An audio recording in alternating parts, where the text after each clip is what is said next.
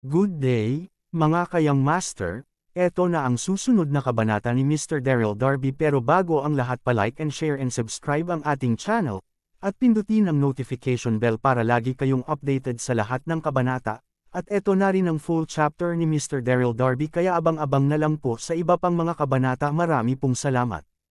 Ang asawa kong tinitingala ng lahat. Kabanata 2171. Nang sinabi iyon ni Era, ang kanyang mga mata ay napuno ng mga pagsusumamo, halos maiyak siya. Malamig ang ekspresyon ni Yang Jian. Hindi siya tumugon sa kanya. Nagpanik si Ariel, lumuhad siya sa lupa at sinabi, "Kamahalan, nakikiusap ako sa iyo." Pakiusap. Nagmamakaawa ako sa iyo tulad ng kanyang ina, si Aurora Hansen. Si Ariel ay mayabang at mayabang simula pa noong bata pa siya. Hindi pa siya yumuko sa kahit kanino. Gayunpaman, nais niyang isave ang kanyang kapatid, kaya't nagpa siyang itapon ang kanyang pagkamakasarili at dignidad. Era, umasim ang ilong ni Ambrose nang makita niya iyon, muntik na siyang umiyak. Sobrang naantig siya sa kilos nito. Ang kanyang kapatid na babae ay palaging isang mapagmataas na tao, ngunit siya ay yumuko at nagmakaawa kay Yang Jian dahil sa kanya. Era, sa wakas, huminga ng malalim si Yang Jian at tiningnan si Era ng mahinahon. "Tayo, ililigtas ko ang kanyang buhay." Palaging naiisip ni Yang Jian si Era bilang isang bata at may talento na magsasaka. Hindi siya mahalaga sa kanya, ngunit ang kanyang Panginoon, si Zhang Ju, ay ang kanyang tagapayo sa militar. Kailangan pa ni Yang Jian ang diskarte at plano ni Zhang Ju na lupigin ang iba pang mga mainland. Kaya, pagkatapos ng labis na pagsasaalang-alang, nagpa siya si Yang Jian na sumuko kay Era. Labis na natuwa si Era. Agad niyang pinasalamatan si Yang Jian. "Salamat sa iyong awa at kabutihang loob, kamahalan." Kinawayan ni Yang Jian ang kamay niya para hudyat kay Era na bumangon. Sa susunod na segundo, tumingin si Yang Jian kay Ambrose. Sa malamig na tono, sinabi niya, "Ambrose, ililibre kita para sa kapakanan ni Era. Kahit na hindi ka mamamatay, tatanggapin mo pa rin ang mga kahihinatnan ng iyong pagkilos." Pagkatapos, inatasan ni Yang Jian ang mga nagtatanim sa paligid niya, "I-lock mo siya. Haharapin natin siya kapag nasakop na natin ang buong world universe." "Oo, kamahalan," tumugon ang mga magsasaka. Pagkatapos, pinabalik nila Ambrose at Yvette sa selda ng bilangguan. Tumawag si Yang Jian kay Gonggang bago siya tumalikod at umalis. Sa wakas, nag-iisa na lamang si Era. Ilang segundo ang lumipas, bumalik si Era sa kanyang katinoan, balisa siya. Anong nangyari? Naisip niya na sumang-ayon si Yang Jian sa kanyang kahilingan, kaya bakit niya hinuli si Ambrose? Hindi, kailangan niyang iligtas si Ambrose. Habang iniisip niya ito, mabilis na tumungo si Era sa silid ni Zhang Ju. Dahil ang kanyang mga salita ay hindi nagtataglay ng anumang timbang kay Yang Jian, papagtulungan niya ang kanyang Panginoon. Pagkatapos ng lahat, kailangan pa ni Yang Jian ang kanyang Panginoon upang planuhin at estratehiya ang kanilang pagsalakay. Makalipas ang ilang minuto, nasa silid na siya ni Zhang Ju. Nang dumating si Era, mabilis niyang ikinwento ang kanyang kwento sa kanyang Panginoon. Pagkatapos, same time siyang nakiusap kay Zhang Ju. "Master, mangyaring isave ang aking kapatid. Ang aking mabuting alagad." Sinukli ni Zhang Ju ang kanyang balbas at sinabi sa isang komplikadong tono, "Dapat mong malaman na ang utos ng isang commander ay ganap. Maingat na pinalaya ng iyong kapatid ang mga bilanggo, at iyon ay isang malaking pagkakasala. Nagpakita na ng awa ang kanyang kamahalan sa pamamagitan ng hindi pagpatay sa kanya. Paano mo nais na tumulong ako o labis na pagkabalisa ang naramdaman ni Era?" Pagkatapos, may naisip siya at sinabi, "Guro, ayoko nang manatili rito. Iligtas natin si Ambrose at umalis na. Hindi ka ba nanatili upang maging tagapayo ng militar ng Yang Jian dahil sa akin? Umalis ka." Sumimangot si Zhang Ju, umiling siya at sinabing, "Bakit ako aalis? Ayokong gumawa ng mga bagay sa kalahati. Ni hindi pa natin nasakop ang buong Siam na mainland." Paano ako makatigil? Ang kanyang tono ay kalmado, ngunit ang kanyang mga mata ay sumilay sa determinasyon. Bilang pinuno ng Yellow Turban Rebellion, si Zhang Ju ay ang bayani ng kanyang henerasyon. Pagkatapos siya ay nakakulong sa loob ng 1,000 taon, at siya ay nasaroon ng loob. Totoo na pumayag siyang tulungan si Yang Jian dahil kay Era. Gayunpaman, pagkatapos ng ilang oras, ang ambisyon sa puso ni Zhang Ju ay nagsimulang lumaki muli. Paano siya makatigil? Kabanata 2172. Ang aking mabuting alagad. Kinawean ni Zhang Ju ang kanyang mga kamay at sinabing, dahil ang mahal na hari ay pinipigilan lamang ang iyong kapatid, ligtas siya sa sandaling ito. Pumunta ka at magpahinga. Kailangan ko pa ring tingnan ang mga mapa at makabuo ng aming susunod na hakbang ng pagkakasala. Ang kanyang tono ay kalmado at mabagal, ngunit ito ay hindi mapag-aalinlanganan. Oo, guru, sagot ni Era nang mabilis siyang lumabas ng silid. Nang nasa labas siya, si Era ay nakadama ng labis na pagkabigo. Kasabay nito, nasusunog din siya sa pagkabalisa. Hindi ba nagmamalasakit si Master tungkol sa mga makamundong bagay? Paano siya nabago sa ilang araw lamang sa isang taong mahilig sa gyera? Paano ito nangyari? Kung ayaw akong tulungan ni Master, hindi ko may save si Ambrose ng mag-isa. Anong gagawin ko sa sandaling iyon, sa Windhill Town sa Yellow Sea Continent? Ang bayan ng Windhill ay matatagpuan sa timog silangan na bahagi ng Yellow Sea Continent. Ito ay may magagandang bundok at isang kaaya-ayang kapaligiran. Si Zubaji ay nasa isa sa mga inn sa Windhill Town. Nandoon siya na may hawak na isang basong alak. Ang kanyang postura ay nakaka-relax, ngunit nakaramdam siya ng kakilakilabot. Ang gwapo niyang mukha ay puno ng pagkalumbay at kawalan ng kakayahan. Sumimangot din si Chantel na katabi niya. Si Deborah ay nakaupo sa harap nila, ngunit ang kanyang mga kalalakihan ay natatakan. Ang kanyang Kat-Anji tanging mukha ay namula ng pula habang kumikiliti upang makalaya. Sino ka? Bakit mo ako kinuha? Pakawalan mo ako. Patuloy na sigaw ni Deborah habang nagpupumilit na kumawala. Nakaramdam siya ng labis na pagkabalisa. Puno siya ng pagkasuklam at pangamba habang nakatingin sa mga mata ni Zubaji. Nawala ang memorya ni Deborah at nakalimutan niya si Daryl. Kaya't hindi niya makikilala rin si Zubaji. Umiling si Zubaji. Tumingin siya kay Deborah at ngumiti ng mapait. Miss Deborah, on the way here, maraming beses ko nang ipinaliwanag ito. Ako si Zubaji, kapatid ni Daryl. Bakit hindi mo kami naaalala? Nakalimutan mo rin ba si Daryl? Nag-isip ng ilang sandali si Zubaji bago siya nagpatuloy na sabihin. Gayun din, ito ang plano ni Daryl, at malapit na siya rito. Huwag kang masyadong mabalisa. Daryl kumunat ang noo ni Deborah at tinanong, sinabi sa iyo ni Daryl na hulihin mo ako. Naghinala siya nang tanungin niya iyon. Hindi ito tunog ng tama, si Zubaji lamang ang nasa Sunset Sect. Wala si Daryl doon. Si Darren Darby ay Daryl, nagtatakang sagot ni Zubaji. Nagbago rin ang itsura niya. Hindi mo ba alam ang tungkol doon? Ano? Kinilig si Deborah. Ang kanyang magandang mukha ay puno ng gulat. Napatulala siya kay Zubaji. Ano ang sinabi mo? Si Darren? Si Daryl. Kumalabog ang puso ni Deborah nang maisip niya iyon. May halong damdamin siya tungkol dito. Hindi nakapagtataka na si Darren ay kumilos ng kakaiba pagkakita sa kanya siya si Daryl. Isang kasuklam-suklam na tao. Itinago niya ang kanyang pagkakakilanlan at pangalan sa Sunset Sect. Wala siyang naging kabutihan noon. Habang iniisip ito ni Deborah, mas nagalit siya. Sa wakas, tumingin siya kay Zubaji na may pagkabalisa. Hindi ako malapit kay Daryl.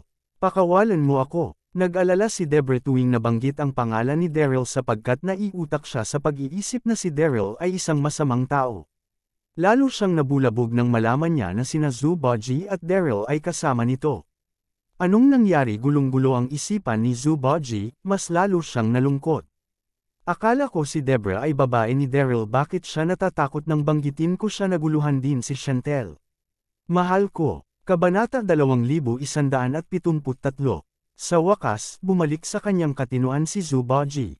Inutusan niya si Chantel, mangyaring alagaan siya habang pupuntahan ko si Brother Daryl. Pagkatapos ibinaba ni Zubaji ang baso ng alak sa kanyang kamay, tumalikod, at umalis sa silid. Nagpasya si Zubaji na hayaan si Daryl na harapin ang problemang iyon. Kung sabagay, si Deborah ang kanyang babae. Miss Deborah, nang umalis si Zubaji, marahang bumantong hininga si Chantel at dahan-daang lumakad. Inaliw niya si Deborah, mangyaring huminahon ka. Dapat mayroong ilang hindi pagkakaunawaan sa pagitan mo at ni Daryl. Hintayin siyang makuha siya, at malilinas mo ang hangin sa pagitan ninyong dalawa. Si Chantel ay banayad at matalino. Alam niyang dapat mayroong hindi pagkakaunawaan sa pagitan nina Deborah at Daryl. Kung dati, hindi masyadong sasabihin ni Chantel.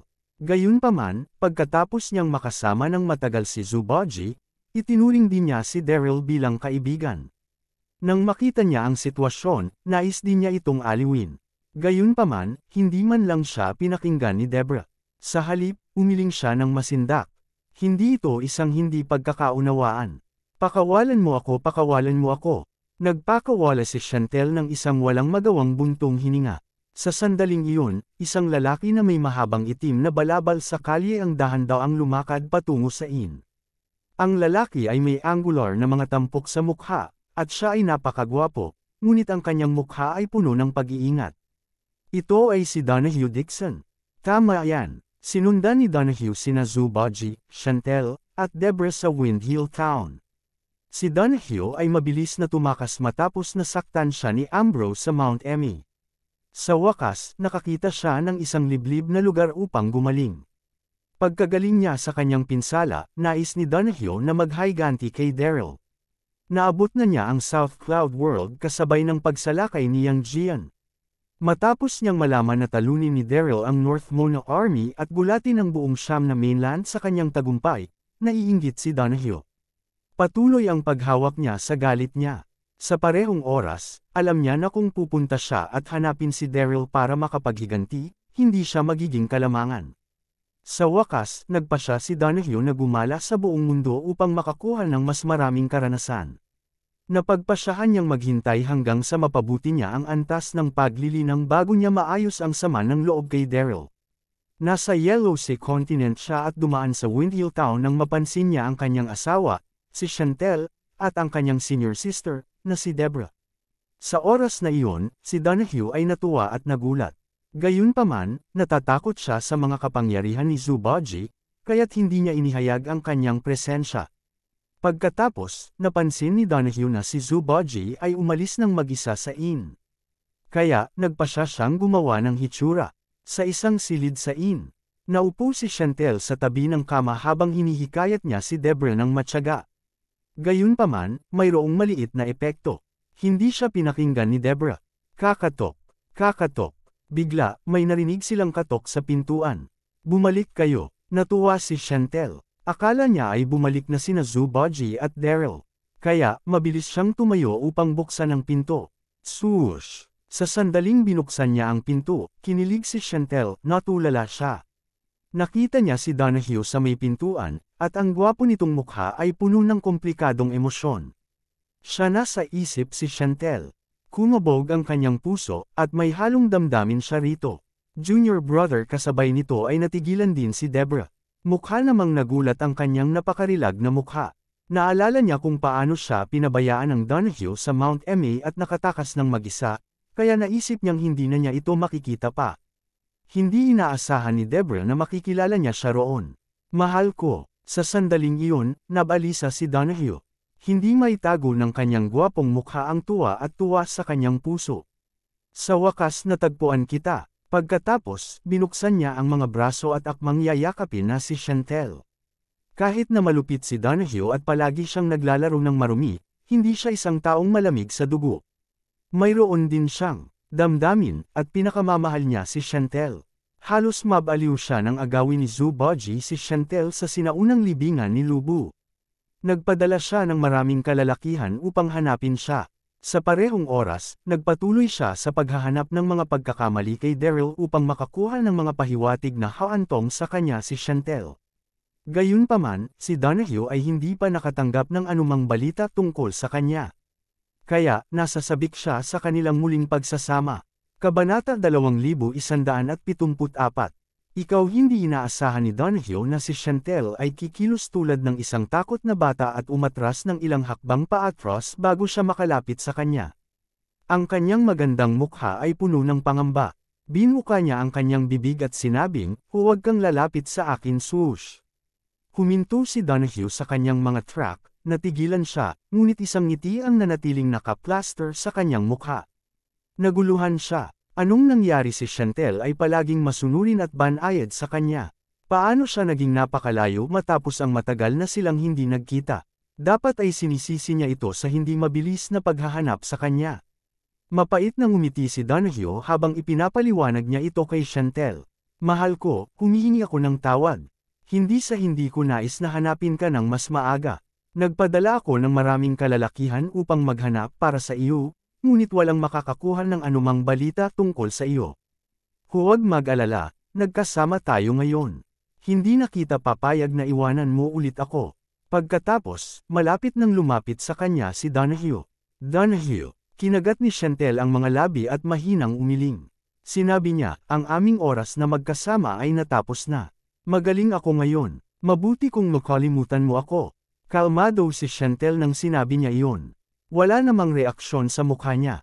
Namiss niya si Donahue nang dinukot siya ni Zubaji. Gayunpaman, matagal na niyang nakasama si Zubaji, at unti-unti niyang nagustuhan ang kanyang natatanging alindog. Bilang isang resulta, tuluyan na niyang binitawan ang kanyang relasyon kay Donahue.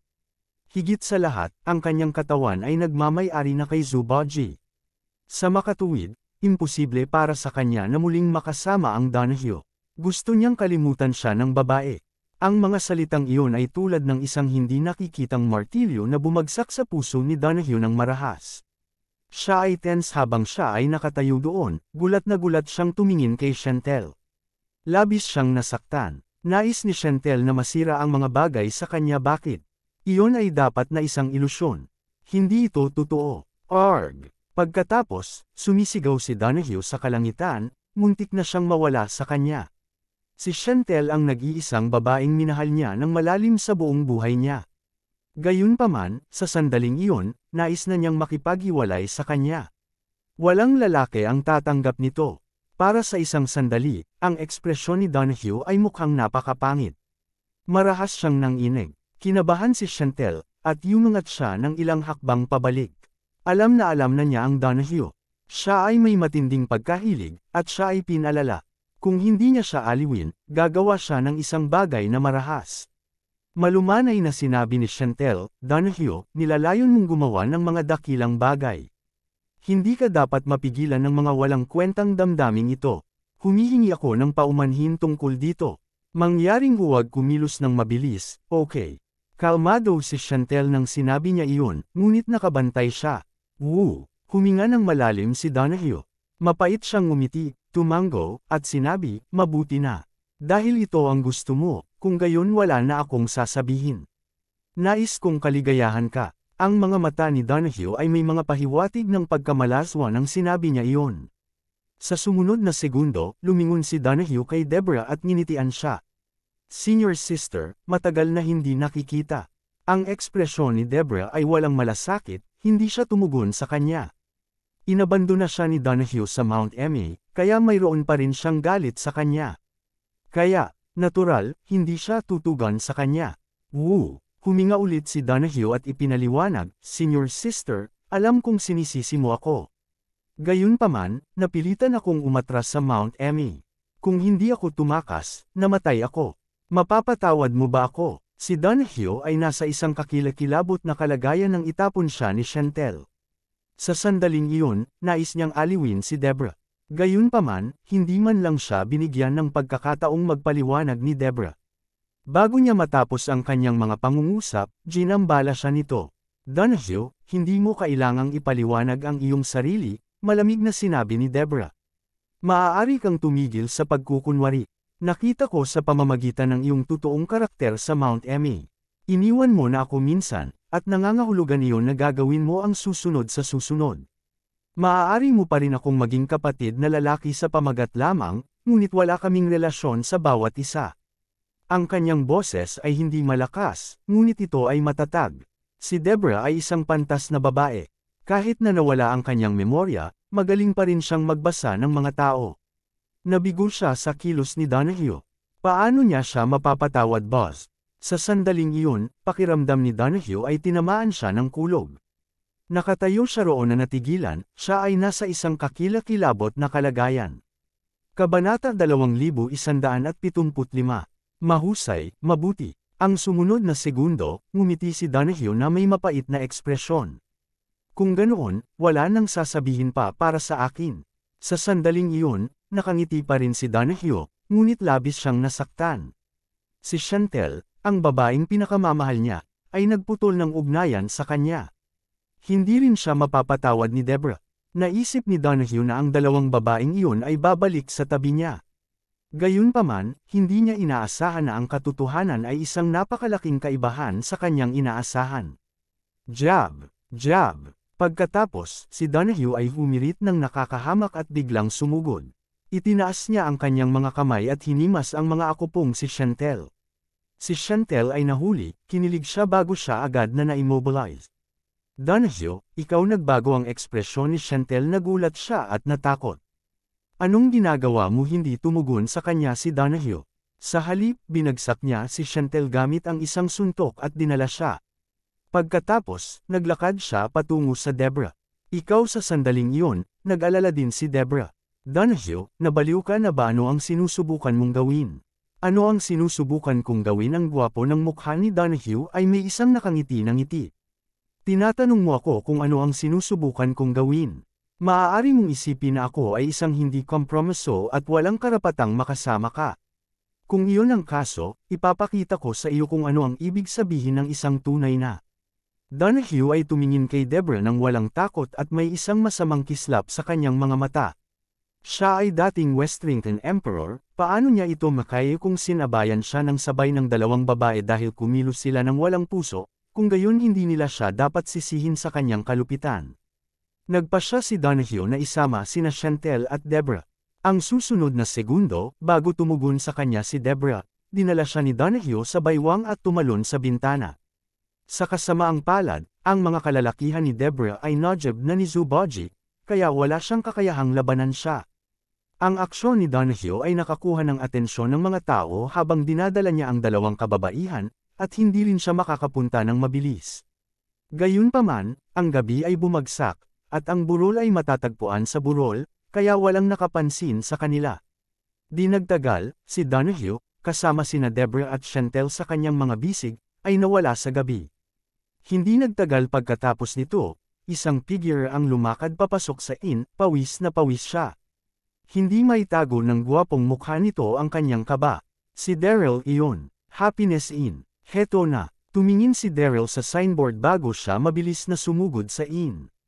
Hinailan niya ang isang tauhan ng inn at tinanong, "Kumusta, mayroon ka bang panauhin?" Na ang pangalan ay Zoo, may kwarto siya dito. Napakagwapo niya at may mga kasamang magagandang babae. Labis siyang umaasa. Sina Daryl at Zuboji ay nagkunwaring nakikipaglaban habang nasa Sunset Sect sila. Napagkasunduan nilang magkita sa burol na iyon sa Windhill Town matapos na ilayo ni Zuboji si Deborah. Hoy, bitawan mo. Ang tauhan ng inn ay labis na nagpapalumbay. Sinukat niya si Daryl at sinabi ng maigi, "Sino ka? Hindi namin simpleng ibinibigay ang impormasyon ng aming mga parokyano. Hindi ka mukhang naghahanap ka ng iba. Mas hitsura mo ng isang conman. Umalis ka agad." Karaniwan ang nagbihis ng lalaki, at mukhang marumi rin siya. Dapat siya ay isang conman mula sa ibang lugar. Sa sandaling iyon, sinalakay ng Yang Jian ang maraming mga lugar, at karamihan sa mga tao doon ay nawalan ng bahay. Ang Yellow Sea Continent ay mayroong pagdagsa ng mga refugee pagkatapos nito, pati na rin ang iba't ibang mga conmen. Maging sumumpa si Daryl, hindi na siya nag-abala pang sabihin pa. Sa halip, binitawan niya ang tauhan at nagtungo sa ikalawang palapag upang tingnan. Sa sandaling iyon, sabik na sabik si Daryl na makipagkita kay Zuboji. Ayaw niyang makitungo sa staff mula sa inn. Hoy, anong ginagawa mo? Galit na galit ang staff. Mabilis niyang hinabol si Daryl at sumigaw, "Inuutusan kita na umalis ka na. Hindi mo ba ako narinig? Paano ka manggahas na pumasok sa aming pag-aari?" Gaano kakatapang nagpanggap si Daryl na hindi siya naririnig.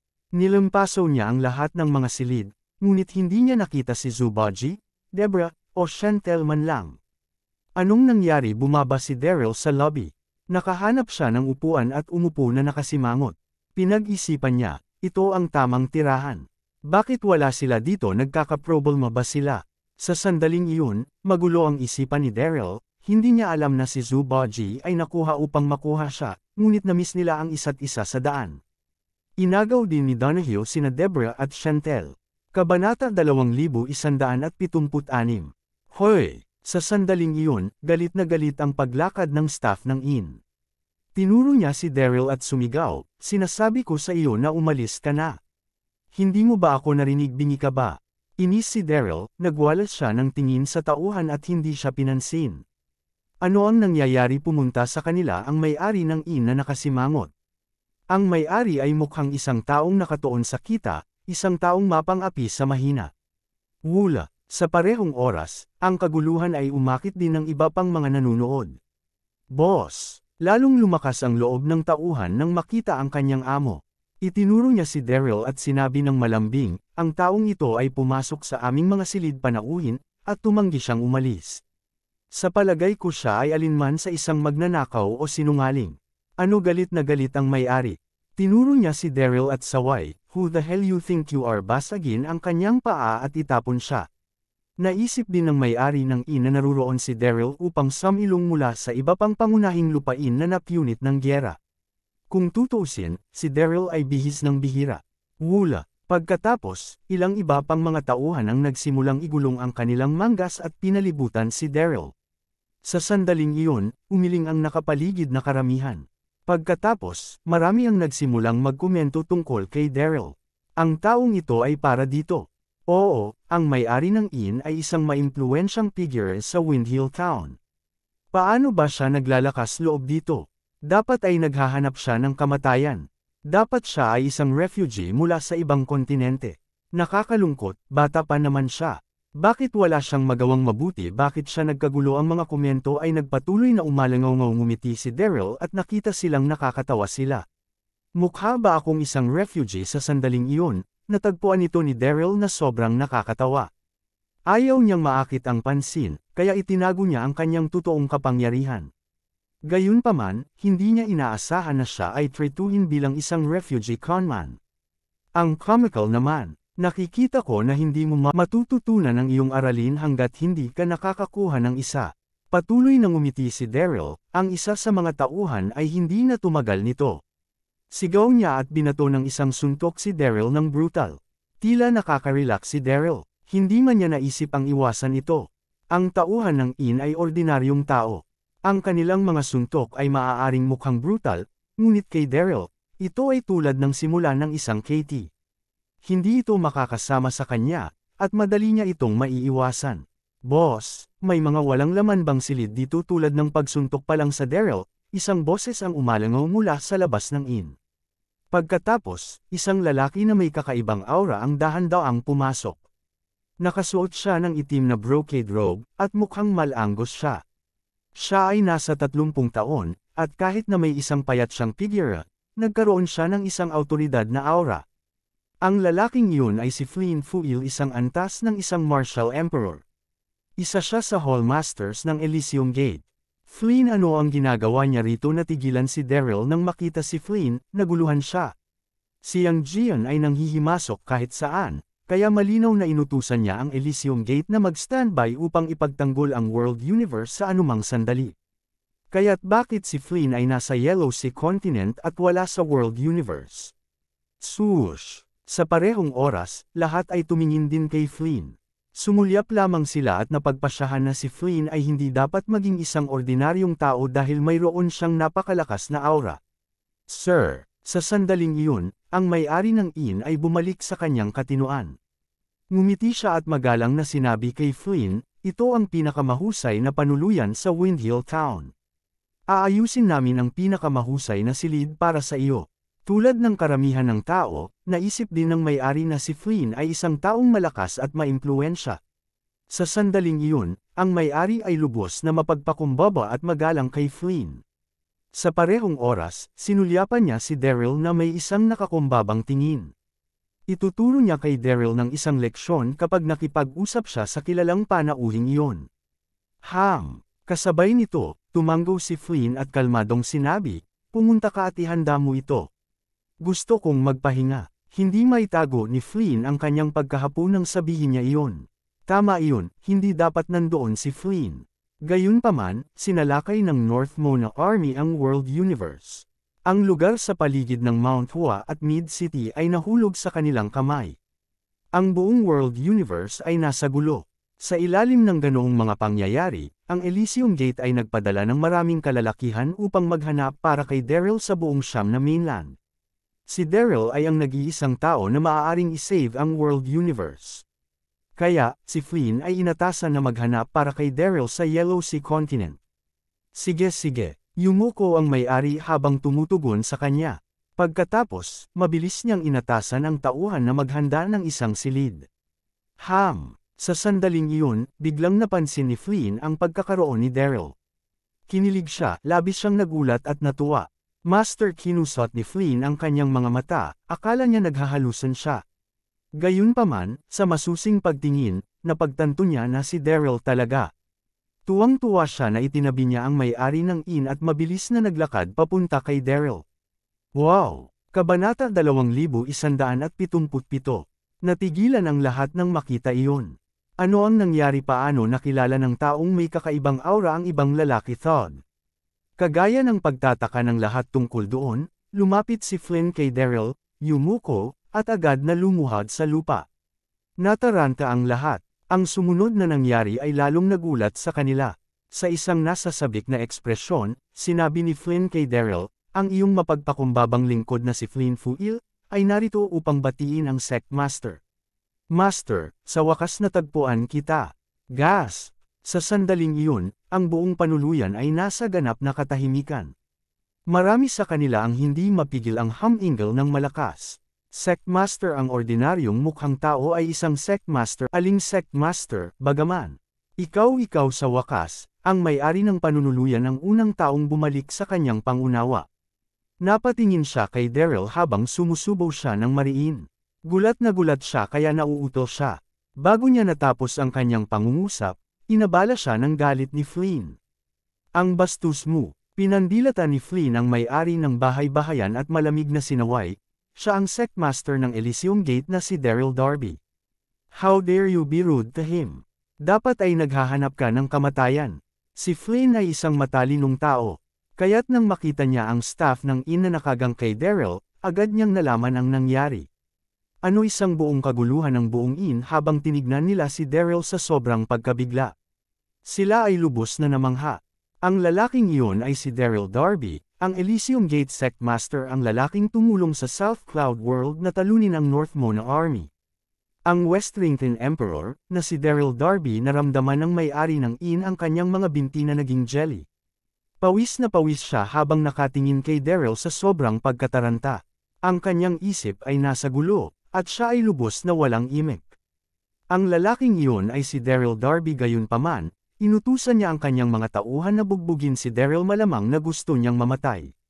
Sa sandaling iyon, si Flynn ay lumakad pasulong at malamig na sinabi, gaano ka manggahas na igalang ang aming Sect Master. Sa palagay ko ay ayaw na ninyong mabuhay ng mas matagal. Pagkatapos, sumabog ang panloob na enerhiya mula kay Flynn, aatakihin na niya ang mga ito. Ang may-ari ng inn at ang kanyang tauhan ay natakot kalahati sa kamatayan, sa kanila ay samuka pa sa kanyang sarili. Kalimutan mo na iyon. Kalmado si Daryl nang sinabi niya, hindi natin sila masisisi kung hindi nila alam ang aking pagkakakilanlan. Bukod dito, wala silang ginawa sa akin. Ni hindi sila tiningnan ni Daryl. Sa kanyang puso, hindi na kailangang makitungo sa mga taong tulad nila. Oo, guro, sagot ni Flynn at umatras. Flynn, sumimangot si Daryl at tinanong, bakit ka nasa Yellow Sea Continent? Anong nangyari? Ang Yellow Sea Continent ay medyo malayo sa world universe, na may pagitan si Westrington. Kaya, ang balita ng pagsalakay ni Yang Jian ay hindi pa nakarating doon. Kaya, natural, hindi ito naririnig ni Daryl. Tumingin si Flynn sa mga nasa labas, may nais siyang sabihin ngunit huminto. Napansin ni Daryl ang pahiwatig, kaya tumayo siya at dinala si Flynn sa isang walang laman na silid sa ikalawang palapag. Makalipas ang ilang minuto na ikwento ni Flynn kung ano ang nangyari sa world universe ng detalyado kay Daryl. Nang matapos siya, ang ekspresyon ni Flynn ay puno ng pagkabalisa at pagkakasala. Master, sinubukan namin ang aming makakaya, ngunit ang North Mona Army ay napakalakas. Hindi lamang ang Mount Hua at Mid-City ang nahulog sa kanilang mga kamay, ngunit marami din ang nakuha ng Yang Jian. Boss! Nanginginig si Daryl habang umuusong ang kanyang isipan. Nabigla siya at galit na galit. Masyadong tuso si Yang Jian. Paano siya naglakas loob na salakayin ang world universe habang wala ako makalipas ang ilang segundo, bumalik sa isipan ni Daryl. Humarap siya kay Flynn at nagmamadaling sinabi, mabilis. Gamitin ang aking pangalan, pumunta sa South Cloud Royals, at sa Artemis Sect, at sa Elixir Sect sa Great East, at humingi ng tulong sa kanila. Puno ng pagkabalisa ang mukha ni Daryl. Ang hilagang Mono Army ay masyadong malakas. Kahit na bumalik siya, mahirap mababago ang tubig. Maaari lamang siyang humingi ng tulong mula sa iba pang mga kontinente. Oo, guru, tumugon si Flynn at mabilis na lumabas ng silid.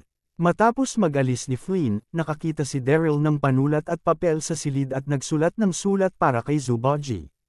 Nang matapos siya sa sulat, tinawag ni Daryl ang may-ari ng bahay alalahanin at inatasan, kung ang isang lalaking nagngangalang Zuboji ay dumating sa bahay tuluyan, ibigay sa kanya ang liham na ito. Tandaan, dapat mong ibigay ito sa kanya ng personal. Naiintindihan mo ba nais ni Daryl na magpatuloy na maghintay para kay Zuboji?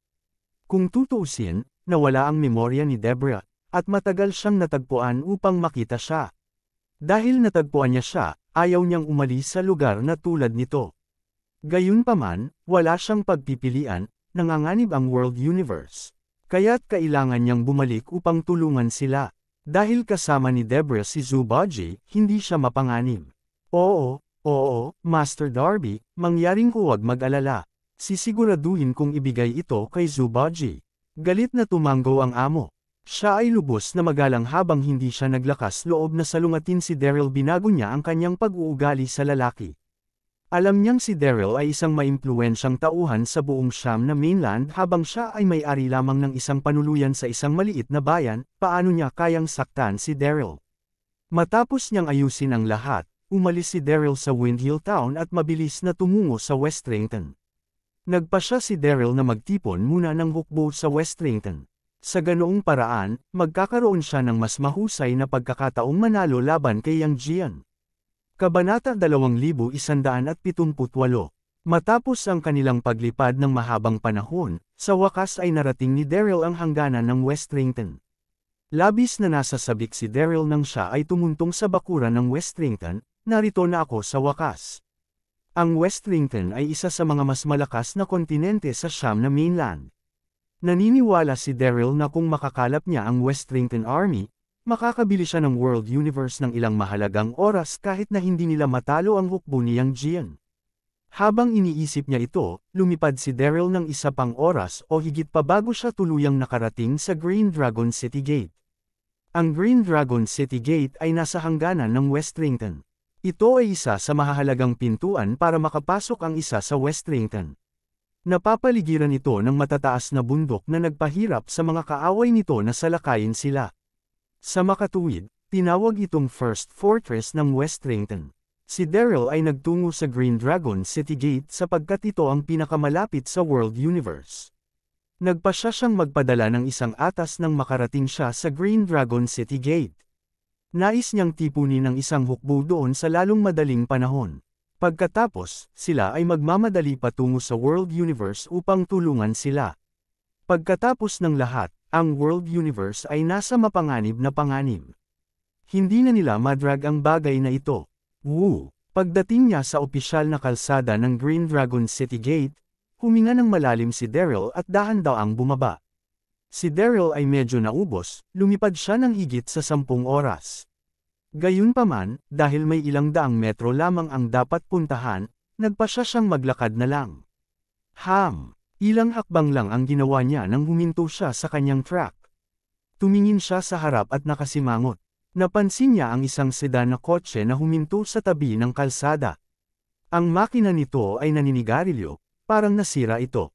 Ang isang batang mag-asawa ay tumayo sa tabi ng sasakyan, lumitaw sila na nalugi. Ang lalaki ay nasa paligid ng 25 taong gulang.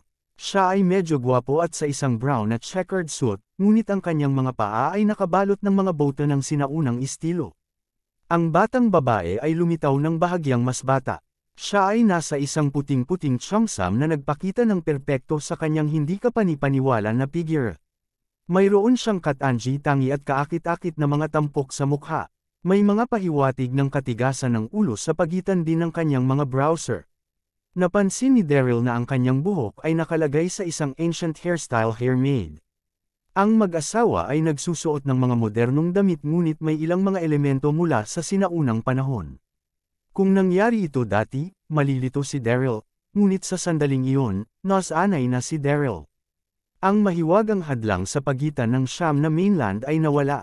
Kaya, ang mga tao mula sa iba't ibang mga mainland ay patuloy na nakikipag-usap sa bawat isa sa nakaraang dekada o higit pa. Lumikha sila ng isang pagsasama-sama ng maraming mga kultura, tulad ng isa sa harap ng Daryl, pinaghalo nila ang mga modernong estilo sa mga sinaunang elemento. Napakaraming nakita sa kanila ni Daryl. Kamusta? Ang sumunod na segundo, bumalik sa kanyang katinoan si Daryl. Naglakad siya patungo sa mag-asawa at sinabi, "Kailangan mo ba ng tulong?" Sabik si Daryl na magtipon ng isang hukbo. Hindi niya nais na tulungan sila. Gayunpaman, ang ginang sa Chamsam ay kamukha ni Lily, kaya't nagpa siyang tulungan sila. Umalis ka na." Ang batang lalaki na nasa suit ay natakot. Sinukat niya si Daryl at sinabi ng maikli, "Passerby ka lang, bakit ka ba nosy? Ito ay isang kotse. Nakita mo na ba ito dati?" Akala ng binata ay bihis na bihis si Daryl, kaya dapat hindi siya gaanong kaalaman. Naisip niya na si Daryl ay isang ordinaryong katutubong lamang mula sa Westrington at hindi pa nakakakita ng kotse bago iyon. Kung tutuusin, si Westrington ay hindi isang modernong lipunan.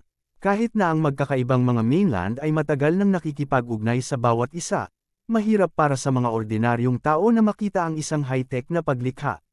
Sumimangot si Daryl. Ang pakiramdam ng pagiging superior ng taong ito ay medyo malakas. Pinsan, sa sandaling iyon, hinawakan ng ginang ang shirt ng lalaki. Pagkatapos, sinabi niya, "Huwag kang ganyan." Pagkatapos, ngumiti ang ginang kay Daryl. "Patawarin mo ako. Sinabi mong nais mong tumulong, marunong ka ba mag-ayos ng mga kotse?" Ang kanyang boses ay malambing, at parang kaaya-aya sa mga tainga. Tumango si Daryl at ngumiti. "Alam ko ng kaunti. Nasira ang sasakyan mo. Parang may kinalaman ito sa tubo ng tubig." Si Daryl ay dating batang panginoon ng pamilya Darby, pamilyar siya sa mga kotse. Pagkatapos, binuksan ni Daryl ang hood at sinimulang suriin ang sasakyan. Kabanata 2179. Ang lalaking nakasuit ay naguluhan at nagulat. Hindi niya inaasahan na malalaman ni Daryl kung paano mag-ayos ng mga kotse. Gayunpaman, ang kanyang mga mata ay napuno pa rin ng paghamak. Hindi nagtagal, nagawang alamin ni Daryl kung nasaan ang problema at sinimulang ayusin ito. Kasabay nito, lumingon siya sa ginang at tinanong, "Saan kayo galing? Ang kotse na ito ay matagal nang hindi na serbisyuhan, tama ba? Marami sa mga bahagi ang kailangang baguhin." Malinaw na hindi alam ng mag-asawa kung paano alagaan ang kanilang sasakyan. Swoosh! Sumimangot ang lalaki. Pagkatapos, sumisigaw siya sa paghamak, "Hoy, kung alam mo kung paano ito ayusin, pagkatapos ayusin mo ito ng mabilis. Bakit mo tinatanong sa amin ang lahat ng mga katanungang ito? Ano ang kaugnayan nito sa iyo?" Ang kanyang tono ay hindi kapanipaniwala na nagpapalumbay. Naisip niya na walang karapatang malaman si Daryl kung saan sila nanggaling. Ang babae sa Changsam ay hindi nasaktan. Pinagsabihan niya ang lalaki. Mabait siya upang tulungan kami. Anong problema ng tanong niya? Itigil ang pag-atake sa kanya sa iyong mga salita. Pagkatapos, ngumiti ng paumanhin ang ginang kay Daryl. "Palaging ganoon ang pinsan ko, huwag mo siyang isipin. Kami ay mula sa Middle Terra, at ang pangalan ko ay Tanya Snyder. Ang pamilyang Snyder ay maimpluwensya at mayaman sa Middle Terra, at si Tanya ang tagapagmana ng pamilya Snyder. Kahit na siya ay mula sa isang mayamang pamilya, si Tanya ay may isang malakas na ugali. Sa nakaraang ilang taon, ang negosyo ng kanilang pamilya ay lumawak sa ibang mga mainland, at nais ni Tanya na tulungan. Kaya, nasa Westrington siya upang tulungan ang kanyang pamilya na maghanap ng mga oportunidad sa negosyo. Tulad ng para sa kotse, ang ama ni Tanya ay naipadala ito mula sa World Universe. Nausisa si Tanya sa pagmamaneho ng kotse. Mula nang malaman niya kung paano magmaneho, hinatid niya ito hanggang sa Westrington. Hindi niya inaasahan na masisira ang kotse sa tabi ng kalsada nang halos makarating sila sa Green Dragon City Gate. Woo! Tumango si Daryl. Ang mag-asawa ay nagmula sa gitnang Terra, na kagaya ng bagong daigdig, ay isang sinaunang lipunan din. Ang mag-asawa ay nagsuot ng gayong mga modernong damit, dapat silang maging maimpluwensya at may mataas na katayuan sa gitnang Terra. Tama. Pagkatapos, ipinakilala ni Tanya ang lalaki kay Daryl. Ito ang aking pinsan na matanda, si Jonas Dako. Sumagot si Daryl ng isang tugon, ngunit hindi niya binati si Jonas dahil ang taong walang galang. Gayunpaman, naisip ni Daryl, ang kanyang apelyido ay Dako, galing ba siya sa iisang pamilya ni Kilenk Dako. Nakilala niya ang isang tanyag na kalahok mula sa gitnang Terra ng ang New World Royals ay nagsagawa ng paligsahan sa kasal sa martial arts para kay Yvette Kilenk Dako. Naalala pa ni Daryl na si Kilenk ay mula sa Middle Terra, at siya ay isang tanyag na iskolar. Si Daryl ay nakikipagkumpetensya laban sa kanya sa huling paligsahan sa panitikan. Si Jonas Dako ay nagmula rin sa gitnang Terra, kaya't siya ay mula sa parehong pamilya ni Kilenk. Tama ang hula ni Daryl, si Jonas ay nakababatang kapatid ni Kilenk. Ang pamilya Dako at ang pamilya Snyder ay ikinasal ng maraming henerasyon. Si Jonas ay mas matandang pinsan ni Tanya, at gusto niya ito mula noong bata pa siya. Kaya't nang mabalitaan niya na si Tanya ay malapit ng magmaneho sa Westrington upang maghanap para sa mga pagkakataon sa negosyo, matigas ang ulo na sinundan siya ni Jonas. Hoy! Galit na galit si Jonas nang hindi siya pinansin ni Daryl. Nginisya niya at sinabi, narinig mo na ba ang tungkol sa pamilyang Dako mula sa Middle Terra? Ako ay batang Panginoon ng pamilya. Kung maaayos mo ang kotse, gagantimpalaan kita ng isang pilak na ingat. Lumabas si Jonas ng isang pilak na ingat at buong pagmamalaking ipinakita ito kay Daryl. Naisip ni Jonas na kahit na alam ni Daryl kung paano ayusin ang mga kotse, siya ay walang iba kundi isang ordinaryong tao. Ang tao ay maaaring hindi kahit na nakakita ng isang pilak na ingat sa kanyang buong buhay. Mahinang tawa ni Daryl. Kalmado ang kanyang mukha nang makita ang pilak na ingat. Wala man lang reaksyon sa mukha niya, ngunit tumawa siya ng maingat sa kanyang isipan. Napakaganda. Si Jonas ay mula sa pamilya Dako. Siya ay isang batang Panginoon lamang, ngunit sa palagay niya ay higit siya sa lahat. Habang iniisip ito ni Daryl, ipinagpatuloy niya ang pagwawalang bahala kay Jonas. Ang kotse ay naayos pagkatapos ng ilang oras. Ibinaba ni Daryl ang hood, ngumiti kay Tanya, at sinabing tapos na. Maaari kang magpatuloy sa iyong paglalakbay.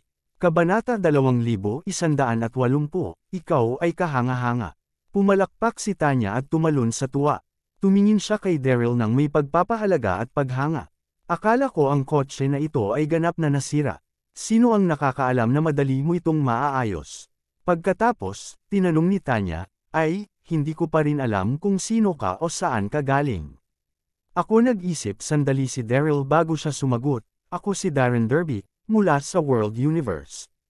Nais sanang sabihin ni Daryl sa kanya ang totoong pangalan niya, ngunit nagbago ang isip niya. Sa halip, nagpasya siyang panatilihin ng isang mababang profile dahil ang kanyang pangalan ay masyadong kilala. Ay, hindi nakakagulat na alam mo kung paano ayusin ang mga kotse, galing ka sa World Universe, napagtanto ni Tanya. Kabilang sa Siyam na mainland, ang World Universe ay mayroong pinaka-advanced na teknolohiya. Halos lahat ng tao roon ay may alam tungkol sa mga kotse, kaya't hindi kakaiba sa kanila na malaman kung paano ayusin ang isa. Pagkatapos, may naisip si Tanya at nagtanong kay Daryl na nagtanong, narito ka sa Westrington upang tumakbo mula sa gyera, tama ba? Medyo natigilan si Daryl. Nagpatuloy si Tanya sa isang komplikadong ekspresyon.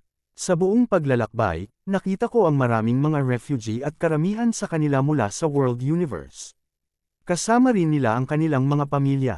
Ang mga mahihirap na bagay. Huminga ng malalim si Daryl at kinuyam ng maingat ang mga kamao na karamdam siya ng kakilakilabot. Sinalakay ni Yang Jian ang World Universe para sa kanyang personal na mga nakamit. Ngunit, sa kasamaang palad, sa huli, ang mga ordinaryong tao ang siyang nagdusa. Hindi na nagawang idrag ni Daryl ang bagay. Kailangan niyang tipunin ang Westrington Army ng mabilis upang ipagtanggol laban kay Yang Jian. Hoy! Sa sandaling iyon, pinalaki ni Jonas si Daryl at sinabi ng pababa, sino ang hulaan na alam mo kung paano ayusin ang mga kotse? Ako ay isang tao ng aking salita. Kaya narito ang iyong gantimpala. Pagkatapos, itinapon ni Jonas ang pilak na ingot sa paanan ni Daryl na mayabang. Hinahabol ni Jonas si Tanya, kaya medyo nagalit siya nang makita siyang maayos ang pagsasama nito kay Daryl. Kaya't nais niyang atakihin ang dignidad ni Daryl. Sumimangot si Daryl, ni hindi siya tumingin sa pilak na ingot sa lupa. Kasabay nito, tumaas ang galit sa kanyang puso. Habang hindi ko siya pinapansin, mas malakas ang loob niya. O nang hindi gumalaw si Daryl, biniro siya ni Jonas. Bakit sa palagay mo napakaliit nito ang isang pilak na ingot para sa isang taong tulad mo ay higit pa sa sapat? Gaano ka hindi nagpapasalamat, Jonas? Hindi na kinaya ni Tanya, pinadyak niya ang paa niya. Hindi ka maaaring kumilos tulad niyan. Mabilis na ngumiti si Jonas at sinubo siya. Tanya, mangyaring huwag magalit. Ang isang taong katulad niya ay malinaw na isang ordinaryong tao lamang. Tinutulungan ko siya sa pagbibigay sa kanya ng pera. Dahan-daang ngumiti si Daryl at sinabi, at ako ay mabait lamang sa pagtulong sa iyo na ayusin ang iyong sasakyan. Wala akong inaasahan na kapalit. Tumango si Tanya bilang pagsang-ayon. Isang mabait na tao na hindi humihingi ng kapalit. Ang mga taong katulad niya ay napakabihirang. Sa sandaling iyon, ang impresyon ni Tanya kay Daryl ay napabuti pa. Sa susunod na segundo, sinabi niya, mukhang pupunta ka rin sa Green Dragon City Gate. Dahil pupunta rin kami doon, bakit hindi ka sumakay? Ang mga mata ni Tanya ay puno ng katapatan. Ano biglang sumigaw si Jonas? Tanya, sobrang dumi ng lalaking ito. Paano siya makaupo sa sasakyan namin gayunpaman? Ang Green Dragon City Gate ay nasa harapan lamang, kaya niyang maglakad. Nang sinabi niya iyon, hindi nakalimutan ni Jonas na tignan si Daryl na naiinis. Siya ay isang mababang tao lamang, ano ang karapatan niyang umupo sa kotse ni Tanya? Jonas dako, tapos ka na ba nabulabog si Tanya? Malamig niyang saway sa kanya. Kung gaganap ka pa rin ng ganyan, huwag kang samahan. Pagkatapos, ngumiti si Tanya kay Daryl at sinabi, Darren, hop in. Umupo si Tanya sa driver's seat. Tumango si Daryl at sumakay sa sasakyan. Ayokong umupo sa kanila ni Daryl. Kung sabagay, ang Green Dragon City Gate ay malapit na, ngunit mahirap tanggihan ang kabutihan ni Tanya. Tanya, hintayin mo ako, sigaw ni Jonas nang tumalon siya sa sasakyan.